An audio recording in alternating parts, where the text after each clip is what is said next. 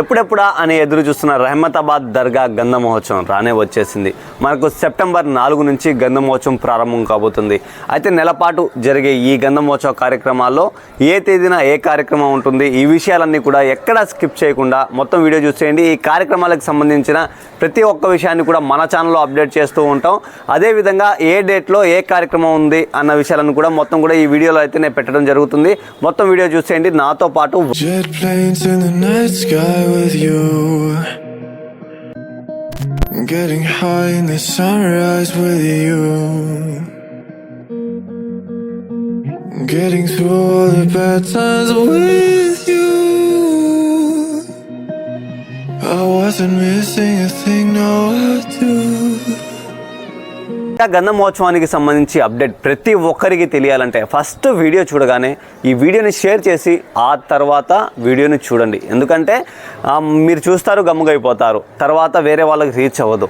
So మీరు చూడగానే first వేరే వాళ్ళకి షేర్ చేసేస్తే అది వేరే వాళ్ళకు కూడా ఉపయోగపడుతుంది. గంధ మహోత్సవం సంబంధించిన అప్డేట్స్ ప్రతి ఒక్కరికి తెలుస్తుంది. ఫస్ట్ ఖాజా నాయబ్ రసూల్ స్వామివారు ఎవరైతే ఉన్నారో స్వామివారి సతీమణి మా హబీబునిసా అమ్మవారి గంధ మహోత్సవం తొలుత స్టార్ట్ అవుతుంది. అమ్మవారి గంధ మహోత్సవం అంగరంగ వైభవంగా అయితే ఏఎస్పేటలో నిర్వహిస్తారు. అయితే ఆ డేట్స్కి మనం చూసుకుంటే ఇప్పుడు ఫస్ట్ మనకు సెప్టెంబర్ 4వ తేదీ జెండా కార్యక్రమం ఉంటుంది. మనకు దర్గా నుంచి నగార్ఖానా సెంటర్లో అక్కడ జెండా పెట్టే స్థలం ఉంటుంది. అక్కడ దాకా అయితే అంగరంగంగా వైభవంగా అయితే ఊరేగించుకొని తీసుకెళ్ళి అక్కడ జెండా పెట్టడం జరుగుతుంది.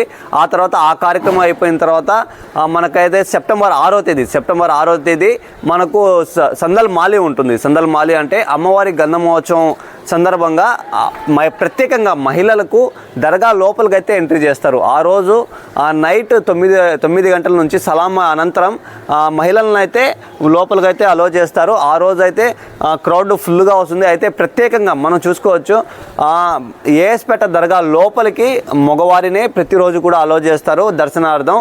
అయితే మహిళలకు అయితే సంవత్సరంలో ఒక్కరోజు ప్రత్యేకంగా అయితే అలో చేస్తారు. ఆ రోజు అయితే ఎక్కువ శాతం ఆ డేట్ వచ్చేసి మీకు చెప్తున్నా, గుర్తుపెట్టుకోండి.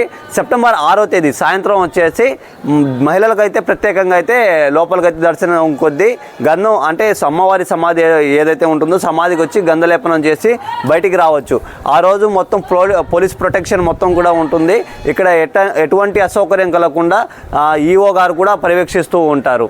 అయితే మనం ఇంకో విషయానికి వచ్చే ఇంకా నెక్స్ట్ స్టెప్ వచ్చేసి అమ్మవారి గంధ మహోత్సవం సెప్టెంబర్ 11వ తేదీ అమ్మవారి గంధ మహోత్సవం అంగరంగ వైభవంగా మహాల్ దగ్గర నుంచి మనకైతే దర్గాకు వచ్చేసి అయితే వెళ్తుంది. అక్కడ ఆ రోజు రాత్రి మొత్తం కూడా గంధ మహోత్సవం తెల్లవారుజామున వరకు గంధ మహోత్సవం సాగుతుంది.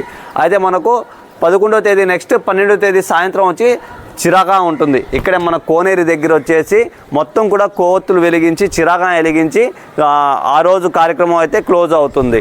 నెక్స్ట్ వచ్చేసి 13వ తేదీ ఉదయం 10 గంటలకు తహలీల్ ఫాతిహాతో అమ్మవారి గంధ మహోత్సవం ముగుస్తుంది. తహలీల్ ఫాతిహా రోజు ఇక్కడ వచ్చేసి జపమాలను ప్రదర్శించి భక్తులకైతే కనువిందు చేస్తారు. తర్వాత అనంతరం అమ్మవారి గంధ మహోత్సవం అక్కడితో ముగుస్తుంది.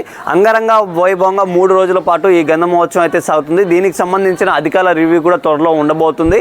అయితే మీకు ఫస్ట్గానే మనం ఏంటంటే ఈ దర్గాకు సంబంధించిన అప్డేట్స్ చాలామంది కూడా అంటే ఓల్డ్ వీడియోస్ చూస్తున్నారు.